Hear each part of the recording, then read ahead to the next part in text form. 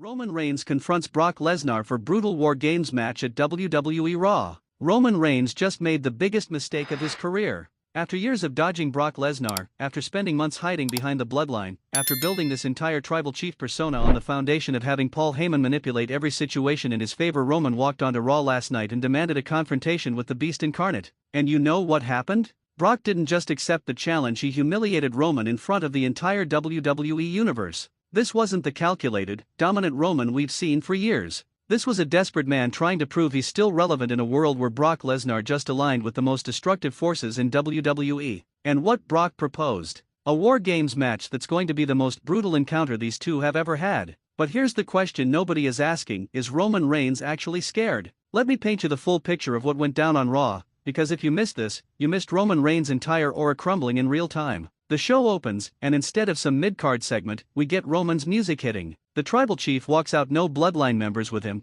which is already weird, and he's got this look on his face that we haven't seen in years. This wasn't cocky Roman. This wasn't acknowledge me Roman. This was threatened Roman. He gets in the ring, grabs a microphone, and calls out Brock Lesnar directly. No games, no mind tricks, just straight up, Brock, get your ass out here right now. And the crowd went insane. Because for the first time since Roman became tribal chief, he looked like he was acting out of emotion rather than strategy. That's not the Roman we know. The Roman we know would have sent Paul Heyman to negotiate. The Roman we know would have had Solo Sikoa soften Brock up first. But this Roman? He wanted Brock face to face immediately. Before we continue, drop in the comments, do you think Roman calling out Brock was brave or stupid? I need to know where you all stand on this. And then it happened. Brock's music hit, and he came out with Braun Breaker and Bronson Reed flanking him like two trained attack dogs. The three of them walked to that ring with purpose, with menace. And Roman, for just a split second you could see it in his eyes, doubt. The tribal chief was second-guessing himself.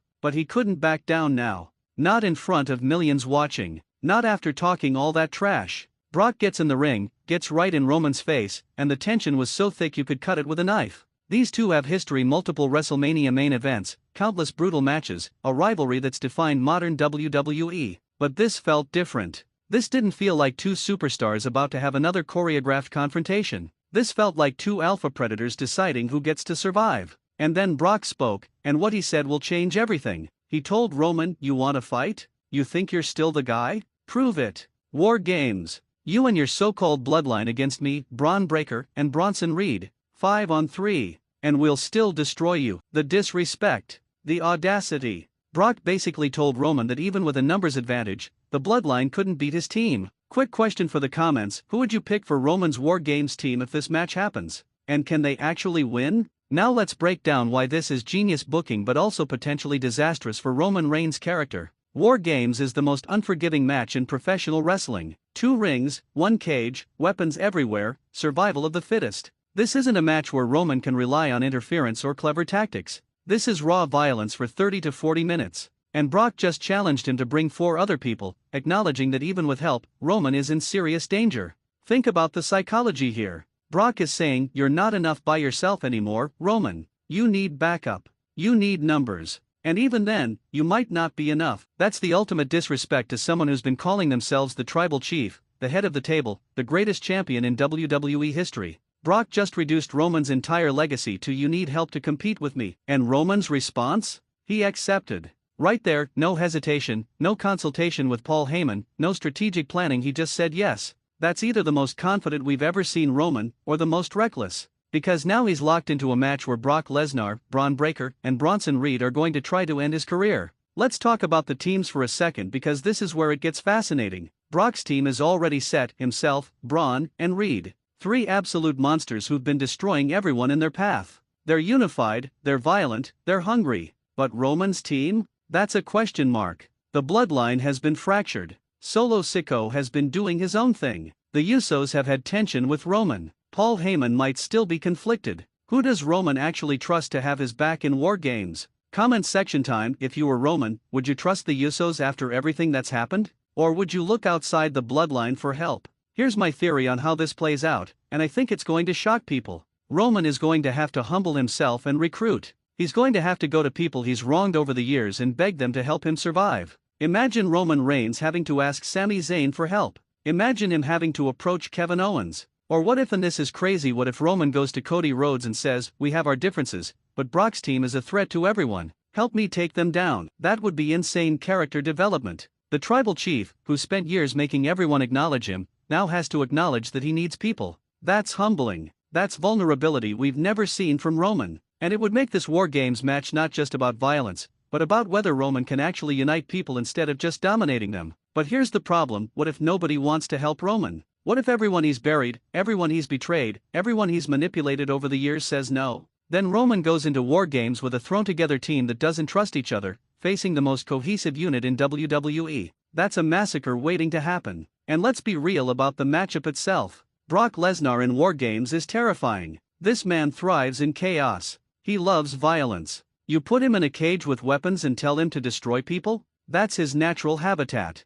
Then you add Braun Breaker, who wrestles like he's trying to end careers with every move. And Bronson Reed, who's been putting people through tables like it's his job. Against that team, Roman needs perfection from his squad. Trivia question: what's the most brutal War Games match in wrestling history in your opinion? Drop your answer below. Now let's talk about what this means for Survivor Series, because that's where this match is likely happening. War Games has become Survivor Series' signature match, and Roman vs. Brock in that environment would be the perfect main event. It gives WWE a marquee match that people will pay to see. It continues the greatest rivalry of this generation, and it potentially sets up the next year of storylines depending on who wins. If Roman wins, he proves he's still the top guy despite Brock's return and despite his recent struggles. He solidifies the bloodline as WWE's most dominant faction, and he sends a message that nobody, not even the Beast Incarnate, can take his spot at the top. But if Brock wins, Roman's entire legacy takes a hit. Everything he's built over 4 years as tribal chief crumbles. The mystique is gone,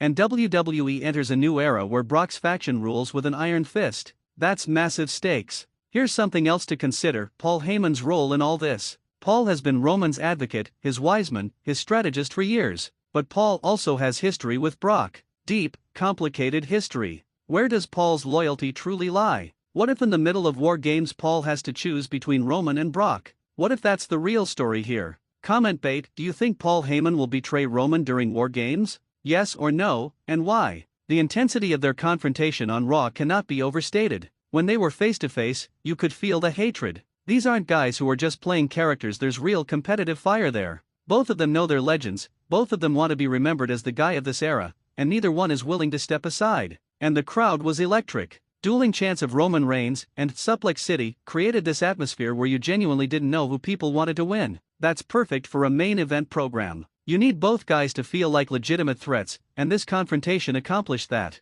Let's also discuss the physicality that's coming. War Games isn't just about wrestling, it's about surviving. We're going to see chair shots, cage throws, tables breaking, bodies crashing. Roman Reigns has never been in an environment this chaotic against an opponent this dangerous. Even in their previous matches, there was structure, there were rules. War Games has no rules. It's legal chaos. If this confrontation got you hyped, smash that like button right now. Subscribe to Wrestling Newsletter because we're covering every development leading to this War Games match. And I need you in the comments. Who's winning Roman vs. Brock in War Games? Who should be on Roman's team? Is Paul Heyman going to betray someone? Let's debate. Share this with every WWE fan you know, because this is the match that's going to define Survivor Series. Until next time, remember, when Roman Reigns and Brock Lesnar collide in War Games, somebody's legacy is getting destroyed, and I cannot wait to see who survives.